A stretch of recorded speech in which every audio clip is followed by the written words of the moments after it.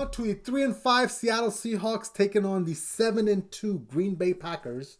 The Packers, as you all know, are coming off of a loss to the Chiefs, where Jordan Love threw up all over himself, and the Chiefs didn't look any better.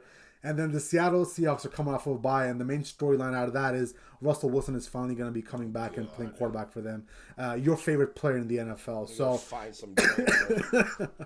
I mean, there's a lot of storylines in this game, a lot of intriguing things. Will Rodgers play? How good will Russell Wilson look? Will OBJ be one of these teams? So with all that being said, Puma, who do you think is winning this game? Well, I can't pick for them both to lose. I mean, you got the phony in Russell Wilson, and then you got the best in the nation in Jamal Adams in the secondary, who I believe, if I recall correctly, was ranked 68th out of 72 according to Pro Football Focus at his position, against the diva incarnate, the NFL version of Donna Summers, Aaron Rodgers, who, if you have been living under a rock, has been a bit of hot water. Last week he tested positive for COVID because he's unvaccinated. He had to miss last week's game. He's out for 10 days, quarantine period. Went on the Pat McAfee show, sounded like an absolute kook. And then tried to walk it back a little bit today, and I don't even think it really helped his cause, to be honest with you. Let's just call it for what it is. Aaron Rodgers got caught in a lie. He didn't want to take the heat like Carson Wentz and Kirk Cousins did because they're unvaccinated, so he came up with some freaking legalese version of I'm immunized, and he got caught with his hand in the cookie jar, and he doesn't like being criticized, period. And now when you have everyone doing the pile-on about vaccines versus non-vaccines, it is what it is. We'll get to that in a bit. Getting back to the game, me personally, I'm not expecting Aaron Rodgers to play for two things. One, I don't know if LaFleur is going to let him play if he doesn't get a practice in. We don't know what his body's going to be feeling like coming off of COVID. We can all agree Aaron Rodgers doesn't need a practice to play. But when you factor in COVID, it's a respiratory illness. We don't know how he's going to be feeling and whatnot. I don't know if he's been even be able to really work out at home to kind of keep up and stay in shape. He's going to be looking like Fat Albert on Sunday, but you know what I mean, like endurance-wise and whatnot. Yeah. And I think this might be a two-prong approach.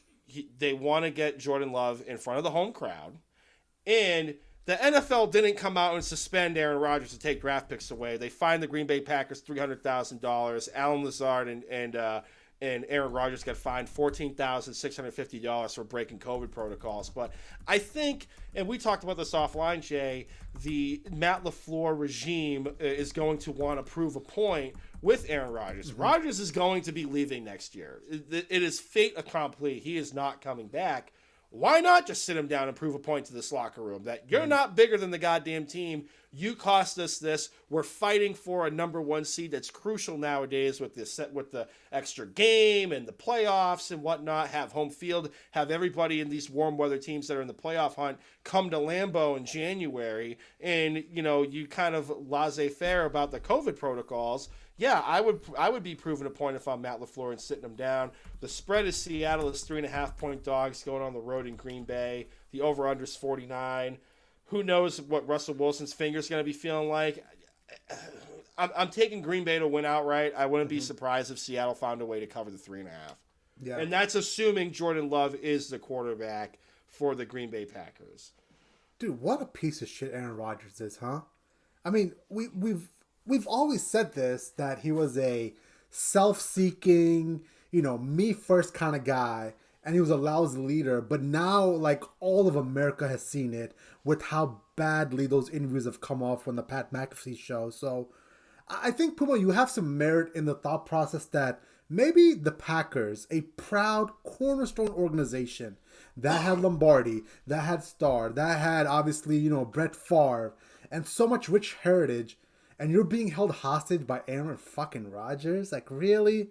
I would actually applaud the Green Bay Packers for sitting him down and sending a message, like you said. And I think it's imperative to figure out what Jordan Love is, because obviously we all saw him play against the Chiefs last Sunday, and he looked, to be real with you, he looked pretty bad. Like, I didn't expect him to look that out of sync.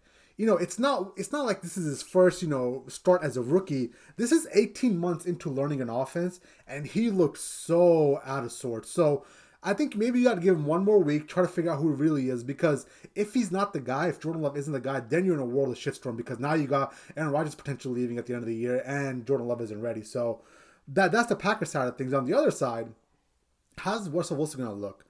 He's coming off of that injury where he had a surgery done on his index finger, and obviously he put out a video that made it seem Thank God he survived the war.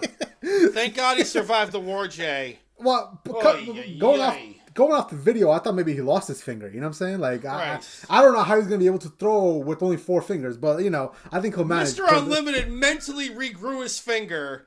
Yeah. Well, listen, I want to see what the game plan is for Pete Carroll and the Seahawks. Obviously, Pete Carroll is a run-first guy. But are they going to lean on the running attack even more now with Russell Wilson? Obviously he's come off an injury. Is he 100%? Are you going to ease him back into it? So I want to see what the game plan is. But, if I had to guess right now, I think the Packers win this game. And it's unfortunate because I think the Seattle Seahawks need this game way more. Because for them, it's getting late early. We're 3-5. That's what their record is. Halfway through the season. If they don't start stacking these wins now, it's going to become late very early for those guys.